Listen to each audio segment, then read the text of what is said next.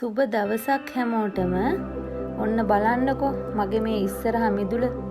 එතන තිබ්බ පැල ටික අයින් කරලා මම අලුතෙන් පැල දාගන්න තමයි හදන්නේ. දැන් ඉතින් අලුත් අවුරුද්දත් එනවනේ.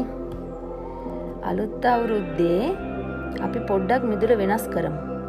වැවිච්ච ගස් ටික ඔක්කොම කපමු. බලන්නකෝ ගිරවෙකුයි ලේනෙකුයි දෙන්නෙක්ම ඇවිල්ලා කෑම කනවා. ගස් ටික ඔක්කොම කප්පාදු කරලා මිදුල සුද්ධ කරලා ඔක්කොම කරලා අලුතෙන් මෙතෙන්ට මල් දාගෙන අද දවසේම මිදුලේ වැඩ ටික කරන්න තමයි කල්පනාව.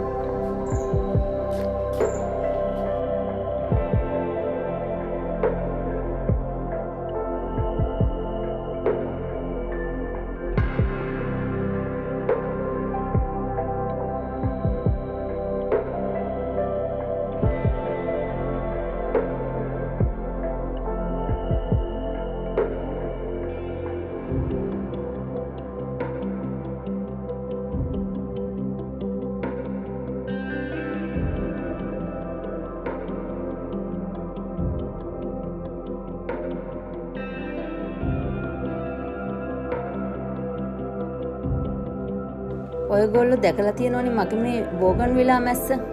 ඒකත් ගොඩාක් ඉස්සරහට වැවිලා. ඒකත් හොඳටම ගානට කප්පාදු කරා.